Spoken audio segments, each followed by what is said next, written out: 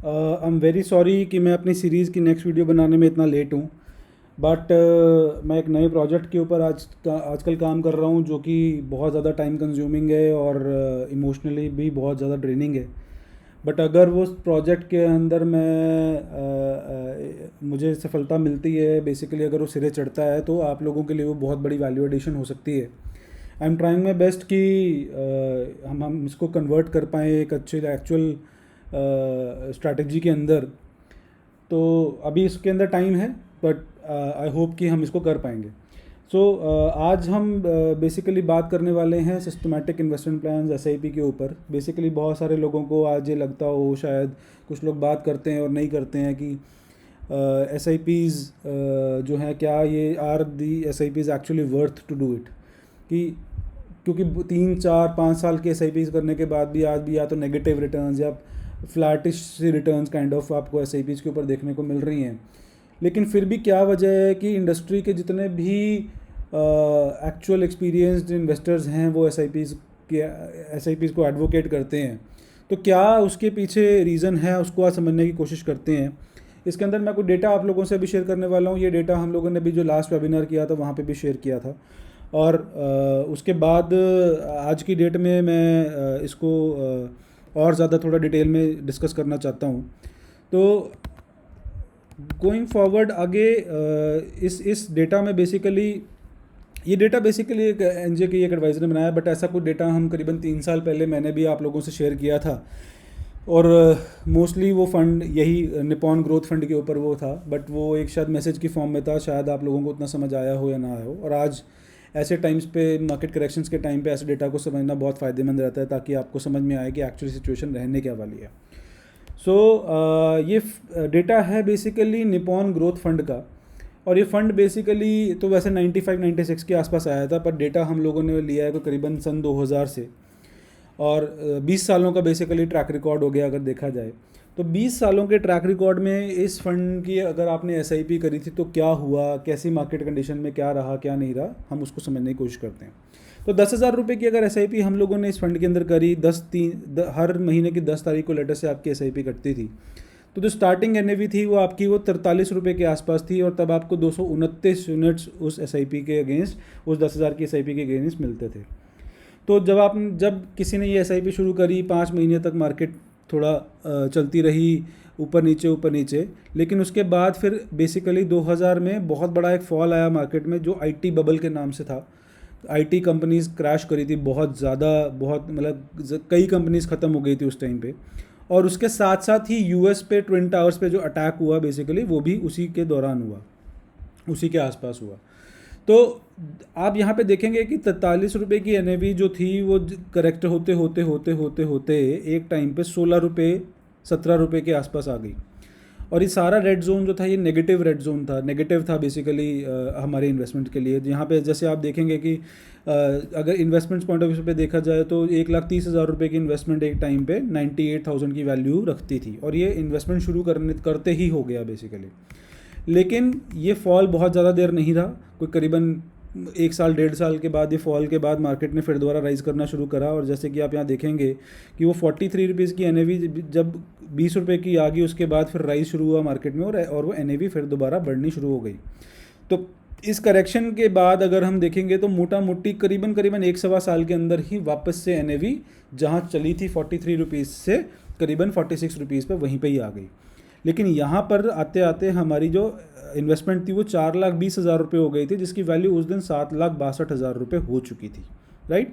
उसके बाद ये 2003 वाली रैली शुरू हो गई मार्केट के अंदर, और उसके बाद आप एनएवी देखेंगे तो वो बढ़ती गई बढ़ती गई बढ़ती गई बढ़ती गई, और वो एनएवी 100 रुपये भी क्रॉस करी, फिर बहुत जल्दी उसने 200 भी क्रॉस करा, राइट। और उसके बाद वो चलते चलते चलते 300 रुपये भी करीबन 3 साल के अंदर क्रॉस कर गई। ये एक बहुत बड़ा बुल रन था बेसिकली। नॉर्मल मार्केट कंडीशंस में ऐसा ज़रूर हर बार होना बड़ा मुश्किल होता है। 10 15 20 साल में ऐसी कोई रैलीज देखने को मिलती हैं हमारे को, जो हम पिछली वीडियो में डिस्कस भी कर रहे थे कि हम ऐसी कोई रैली देखना चाहते हैं अपने इन्वेस्टर्स के लिए। तो करते करते जब आप देखेंगे कि जनवरी 2008 में ये एनएवी करीबन टॉप करी 463 रुपीज़। तो तो 10 गुना पैसा हो गया था अगर देखा जाए तो 8 साल के अंदर इस फंड के अंदर। आपकी इन्वेस्टमेंट अमाउंट थी 9.5 लाख रुपए, जिसकी वैल्यू थी करीबन करीबन 95 लाख रुपए। उसके बाद 2008 का करेक्शन, जो कि सब प्राइम क्राइसिस के नाम से जाना जाता है, वो शुरू हुआ, जहाँ पे मार्केट्स करीबन करीबन 60% करेक्ट करी, राइट। अब 60% करेक्शन में जो आप देखेंगे 95 लाख रुपीज़ की जो वैल्यू थी, at one point of time it came down to 38 lakh rupees. This was in the March of 2009, right. लेकिन जो इन्वेस्टर इसमें अभी भी इन्वेस्टेड था वो कंटिन्यूड रहा। उसके साथ क्या हुआ आगे समझते हैं। तो उसके बाद मार्केट ने फिर रिकवरी शुरू करी धीरे धीरे करके, और मार्केट उसके बाद जो आप एनएवी देखेंगे, जो 463 रुपये की एनएवी थी बेसिकली यहाँ पर, इट केम डाउन टू, जो उसने लोस लगाया 185 लगाया, और 463 आने में उसको वापस से कुछ करीबन करीबन 1 साल के करीब और लगा, और वापस से मार्केट वहीं आ गई। वहाँ पे हमारी इन्वेस्टमेंट वैल्यू 12.5 लाख रुपए हो चुकी थी।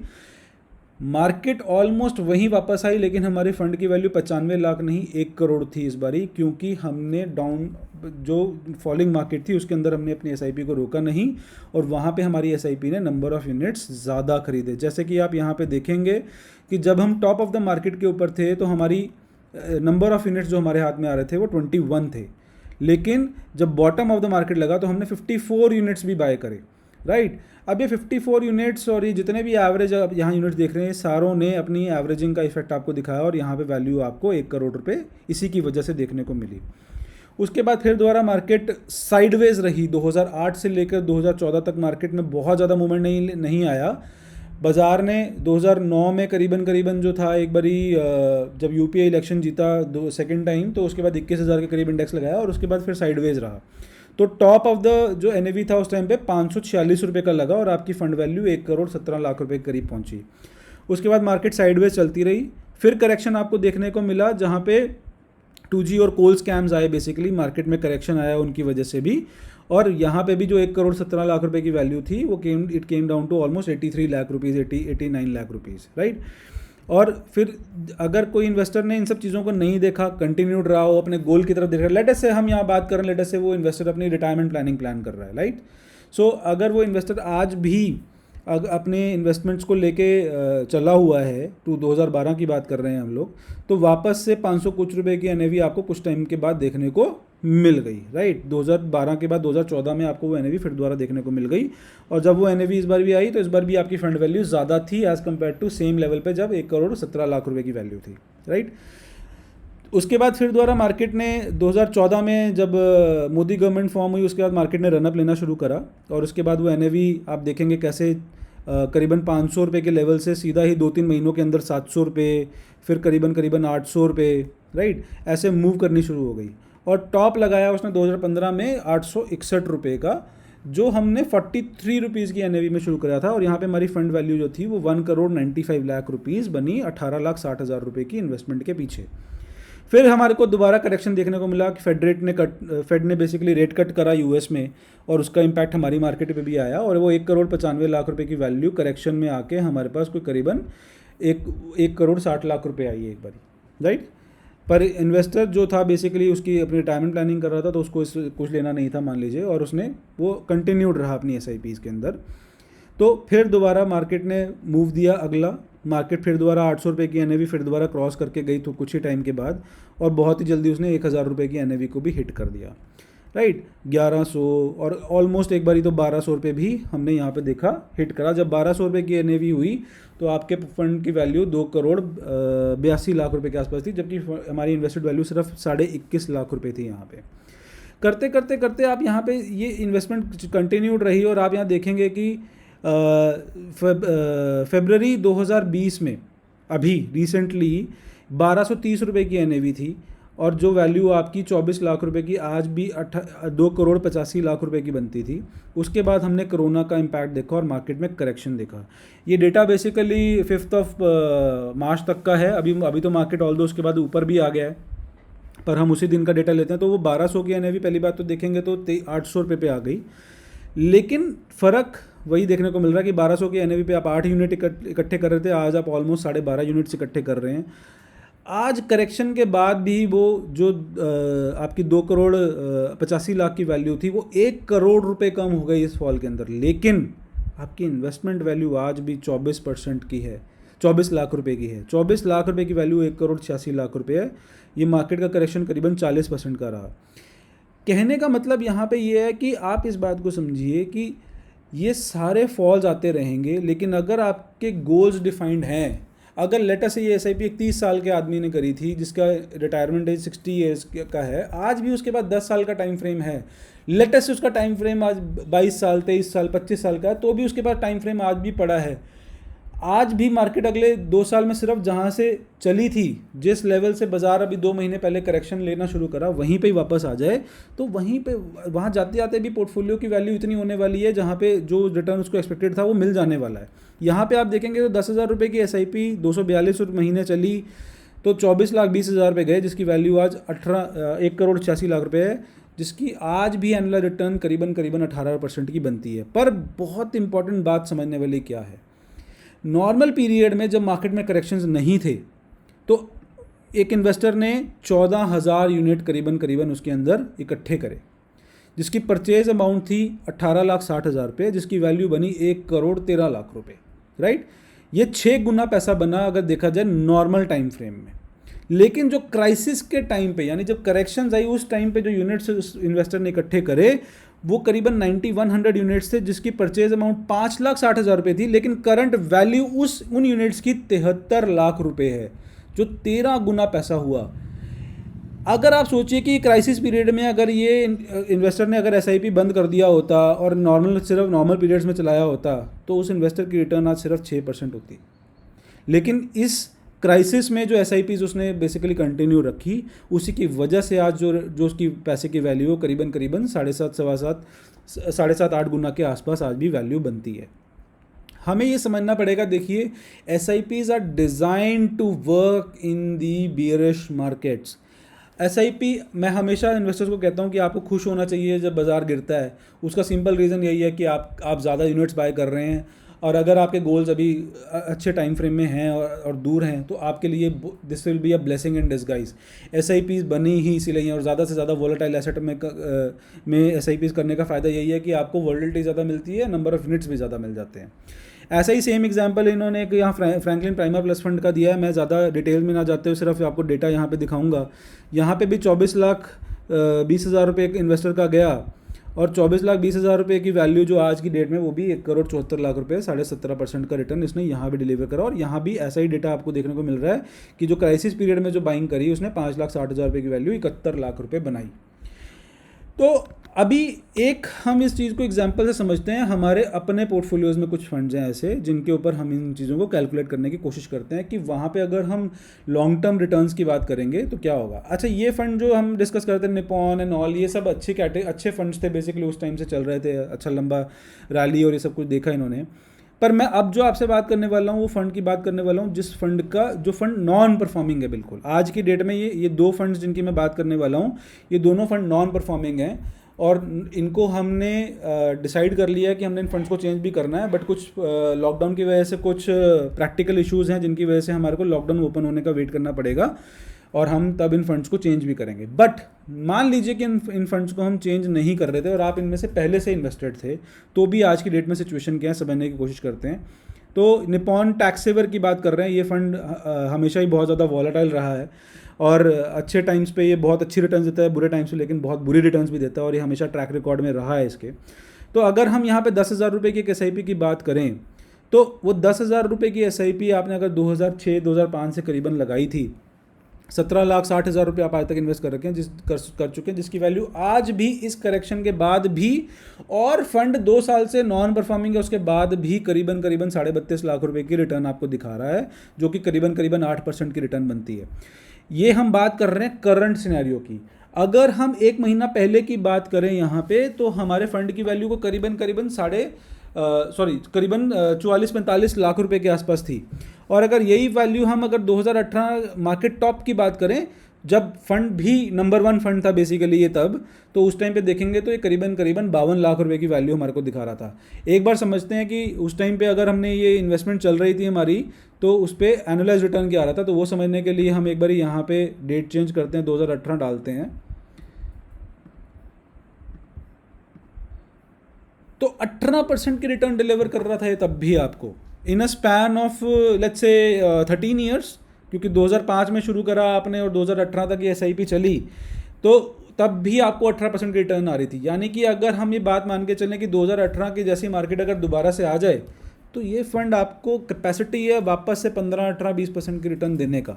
पर फिर भी हम इस फंड को चेंज करने वाले हैं। मैं सिर्फ इसका एग्जांपल इसलिए दे रहा हूँ कि एक नॉन परफॉर्मिंग फंड भी ऐसा नहीं है कि आपको रिटर्न डिलीवर नहीं करेगा। मैं आपको हम एक चीज़ जो आपको बतानी भूल गया यहाँ पे, एक चीज़ जो आपको याद रखनी है ना, यहाँ पे हम प्रॉब्लम क्या है इन्वेस्टर्स की, कि इन्वेस्टर्स हमेशा जो ध्यान रखते हैं वो इस तरफ रखते हैं, यानी कि NAV के ऊपर, प्राइस के ऊपर, मार्केट डायरेक्शन क्या है, कब मार्केट ऊपर जाएगा नीचे जाएगा एंड ऑल। ये किसी के हाथ में नहीं है, किसी के भी हाथ नहीं है। हम टेंटेटिवली सिर्फ बात कर सकते हैं इस बारे में कि क्या लग रहा है, क्या पॉसिबिलिटीज़ हैं, क्या प्रोबेबिलिटीज़ हैं, लेकिन ये हमारे हाथ में नहीं है।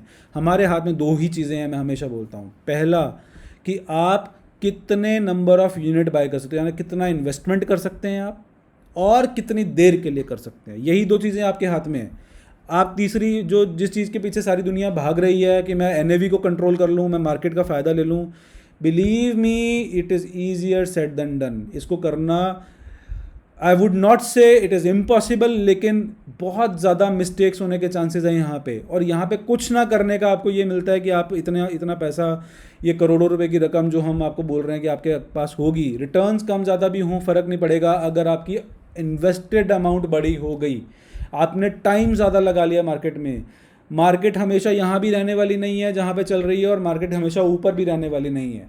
मैं इस बारे में डिस्कस कर चुका हूँ लास्ट वीडियो के अंदर कि हमारे को ये ध्यान रखना, हम अपने इन्वेस्टर्स के लिए ध्यान रख के चल रहे हैं कि जब जिसके गोल्स आसपास आएंगे हम उससे 2-4 साल पहले उनको कंजर्वेटिव अप्रोच में लेके जाएंगे। बट हमारे क्लाइंट्स की एवरेज एज जो मैंने थोड़ा एनालिसिस करा, दैट इज़ ओनली 37-38। तो मुझे नहीं लगता अगले 10-15 साल किसी के भी कोई बहुत लंबे चौड़े गोल्स आने वाले हैं।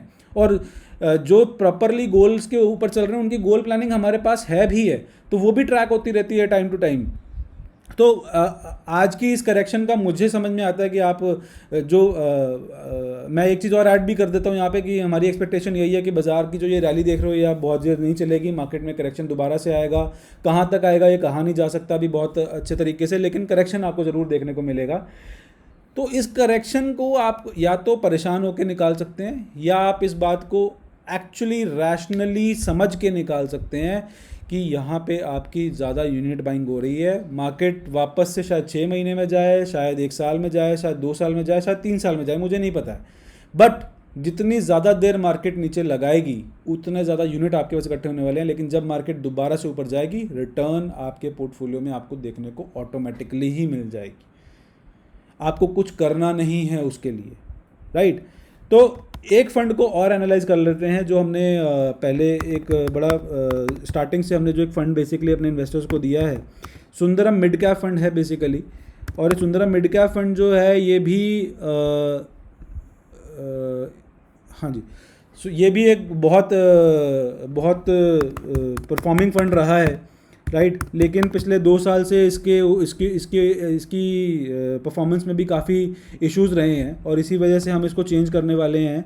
बट वही लॉकडाउन ओपन का होने तक हमारे को इसका वेट करना पड़ेगा। तो एक बार समझते हैं कि अगर आपने ये फ़ंड अगर लेटेस्ट से शुरुआत से अपने पास रखा है तो आज की डेट में सिचुएशन क्या है, right. Just a minute, okay. So ये फ़ंड की शुरुआत हुई थी करीबन जहाँ तक मुझे ध्यान है 2003 या 2002 के आसपास, हाँ जी 2002 में।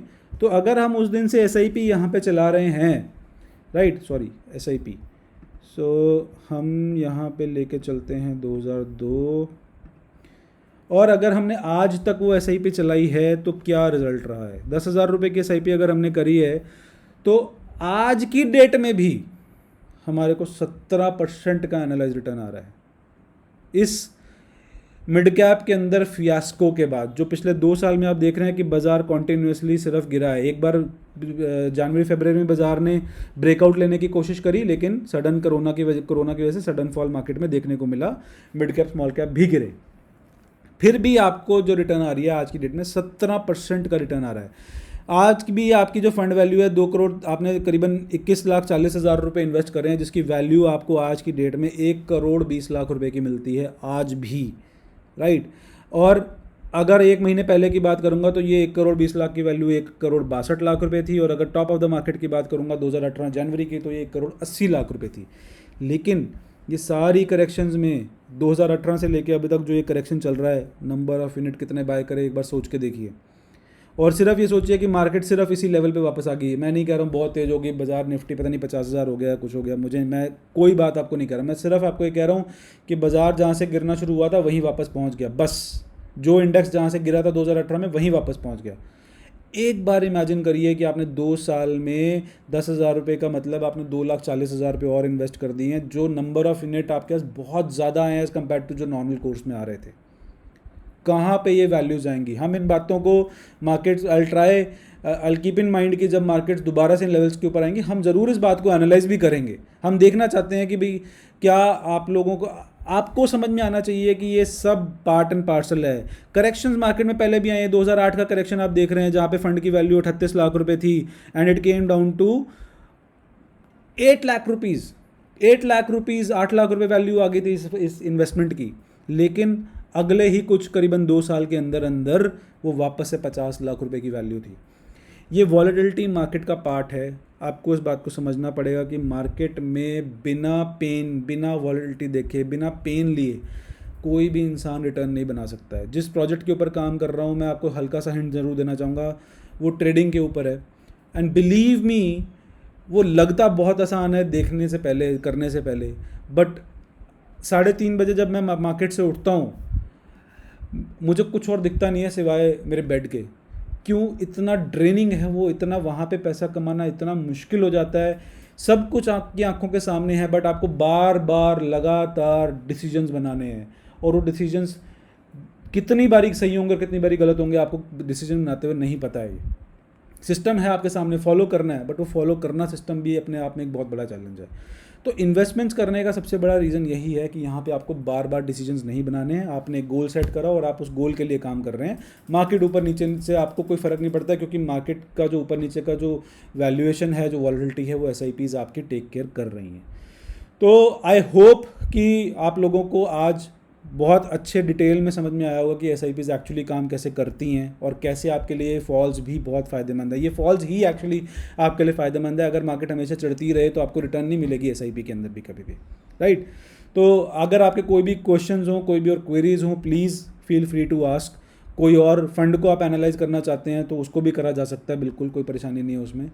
बट आप समझिए कि ये प्रोसेस है, ये एक डिसिप्लिन से फॉलो करना पड़ेगा हमें, तभी हम जो सोचते हैं, जो हमने अपने लिए वी हैव द डिज़ायर्स कि हम ये अचीव कर पाएंगे। कोई फाइनेंशियल फ्रीडम के लिए कर रहा है, कोई बच्चे की एजुकेशन के लिए कर रहा है, कोई अपने रिटायरमेंट प्लानिंग के लिए कर रहा है, कोई एक वर्ल्ड टूर के लिए कर रहा है। ये सब तभी पॉसिबल है जब हम पैसिवली, बिना इमोशंस को लाए बीच में, डिसिप्लिन्ड वे में ये इन्वेस्टमेंट कंटिन्यू करेंगे, right. I will try to keep you more posted on, इस पर कुछ और एडिशन करने की कोशिश करेंगे आगे, बट आज मैं वीडियो को बहुत ज़्यादा लंबा नहीं करना चाहता हूँ, इसलिए आज यहीं पे ख़त्म करते हैं और अगली वीडियो में कोशिश करेंगे कुछ और इसके ऊपर हाइलाइट्स आपको दे पाएंगे। So I hope you enjoyed the video. Please give your feedbacks and please share this video with your friends and family. यही सब चीज़ें आपके, अगर आपको कॉन्फिडेंस है तो बहुत अच्छी बात है, फिर तो शेयर करिए ही करिए। अगर कॉन्फिडेंस नहीं था और इसको देखने के बाद आपको कॉन्फिडेंस आया तो आपके फ्रेंड्स एंड फैमिली को भी ये देखना ज़रूर चाहिए, क्योंकि वो भी इस वंडरफुल इंस्ट्रूमेंट SIP से दूर नहीं रहना चाहिए, right. So take care, goodbye and please stay safe and have a good life. Bye bye.